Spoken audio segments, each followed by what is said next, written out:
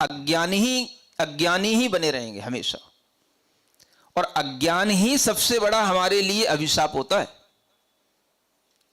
जो पढ़ने वाले बच्चे जेई करने जाते हैं, आईआईटी करने जाते हैं, उनको अगर ये विज्ञान सिखाया जाए तो उन्हें पता पड़े कि वो जो अचीवमेंट करने जा रहे हैं वो कोई भी मतलब का नहीं है, वो तुच्छ है। और तुम्हें जो इतना बड़ा शरीर मिला है, इतना बड़ा तुम्हारा शरीर का जो विज्ञान चल रहा है, इसको अगर समझ लिया तो तुम्हें समझ में आएगा कि ये बहुत बड़ा अचीवमेंट है। तो ऐसा बच्चा कभी भी किसी भी कारण से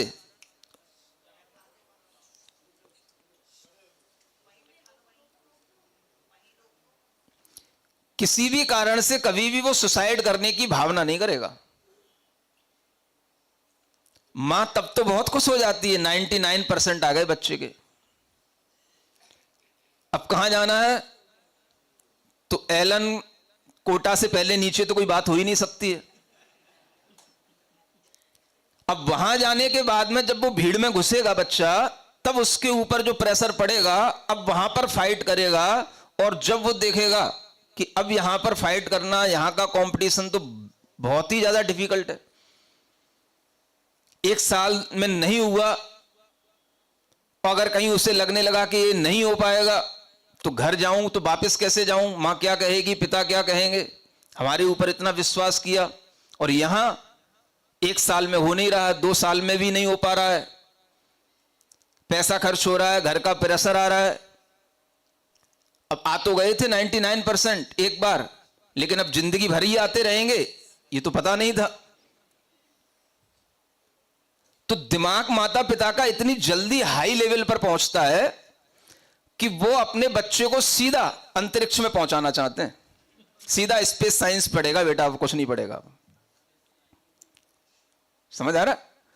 तो वहां जाकर के जब वो प्रेशर झेल नहीं पाता, तो बस अब क्या करें, घर पे जाएंगे तो बेइज्जती होगी, यहां अपन क्लियर कर नहीं पा रहे हैं, बीच का कोई रास्ता नहीं है, बस सुसाइड ही आखिरी रास्ता है।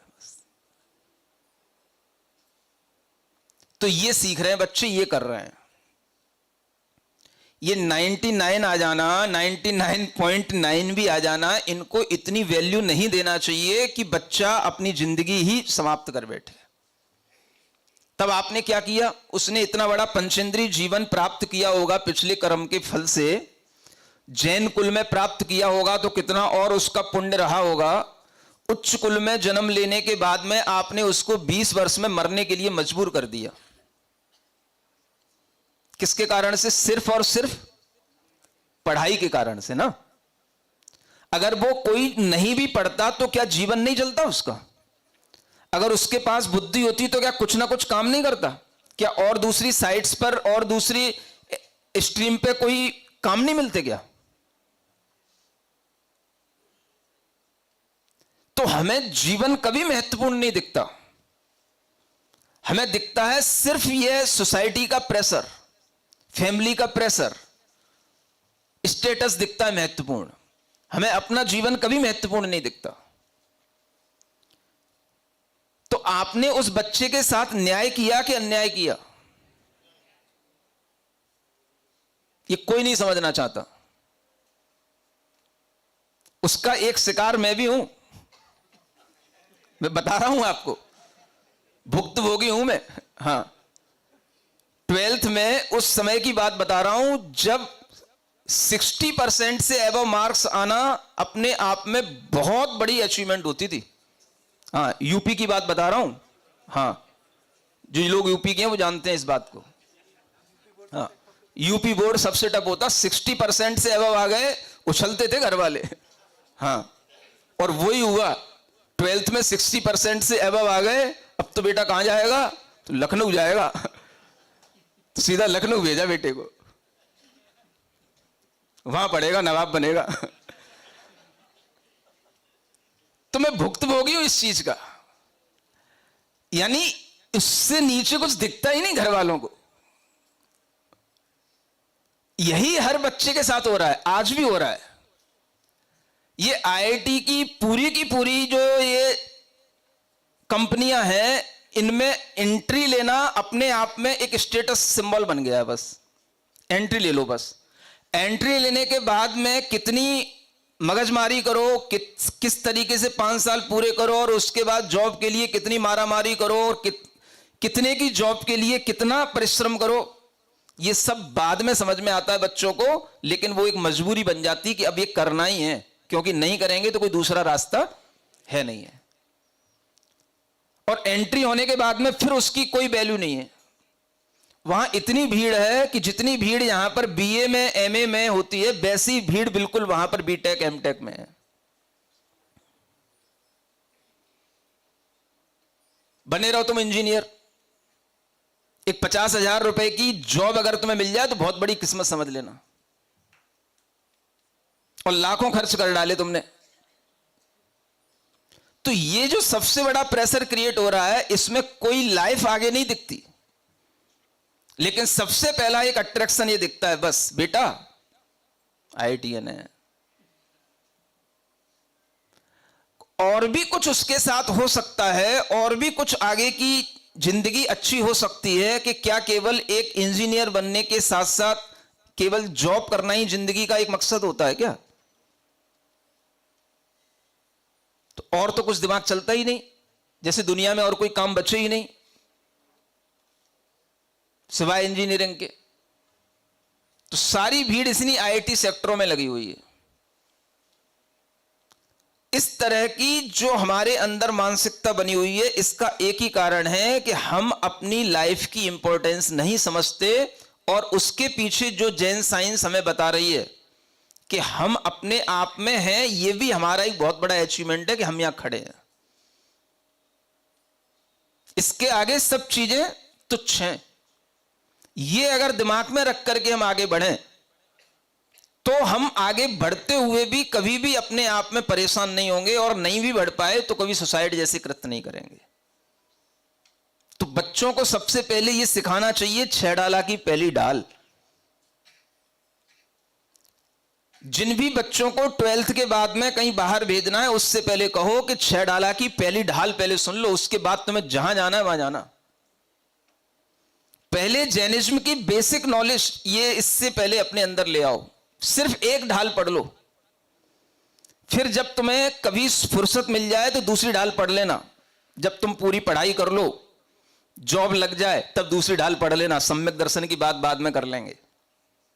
पहले एक संसार का ओवरऑल स्वरूप तो समझ लो कि हम क्या हैं, किन के बीच में हैं।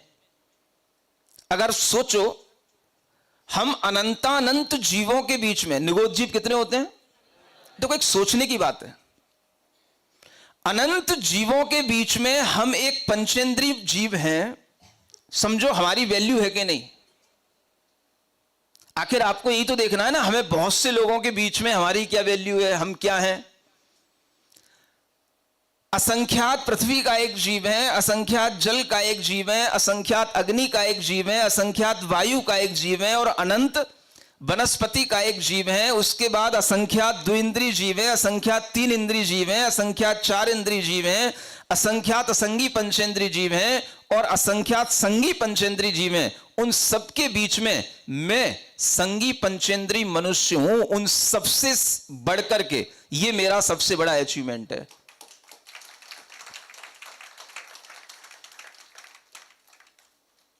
लाइफ है तो सब कुछ, जान है तो, ये तो पता ही है ना, जान है तो जहान है। तो अपनी लाइफ का अपना अचीवमेंट अगर हमें खुद नहीं पता होगा तो हम क्या अचीव करने जाएंगे? तुम्हारे पुण्य कर्म होंगे, तुम घर बैठे सब कुछ अचीव कर लोगे, और पुण्य में नहीं है तो दुनिया की ठोकर खा के आओगे, तब भी कुछ अचीव नहीं होगा। ये एक अपने अंदर विज्ञान पहले आ जाए, उसके बाद आगे बढ़ो सेफ्टी के साथ। मना नहीं है, IIT भी कर लो, एमटेक भी कर लो, सब कर लो, लेकिन इस विज्ञान को पहले ध्यान में रखो। ये बेसिक नॉलेज ऑफ जैनिज्म, ये पहली ढाल के माध्यम से आपके अंदर आनी चाहिए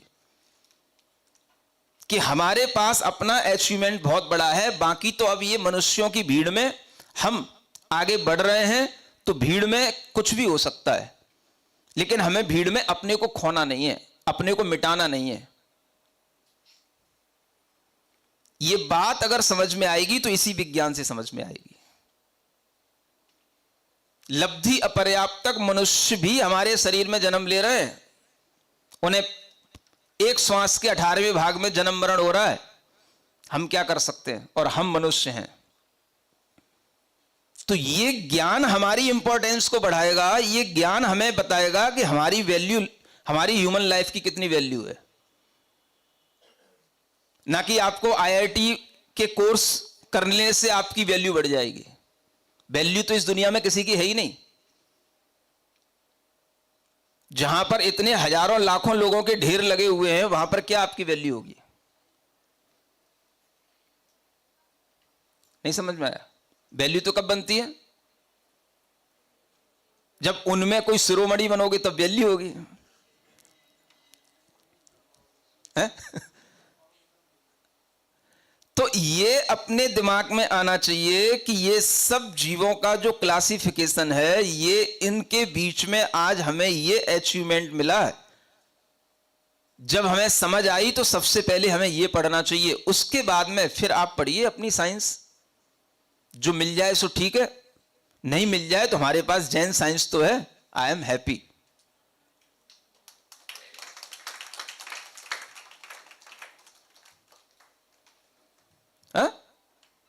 90% आए, 9% आए, 9% वाला भी अगर हमारे सामने आकर के कहे कि महाराज I am happy because I no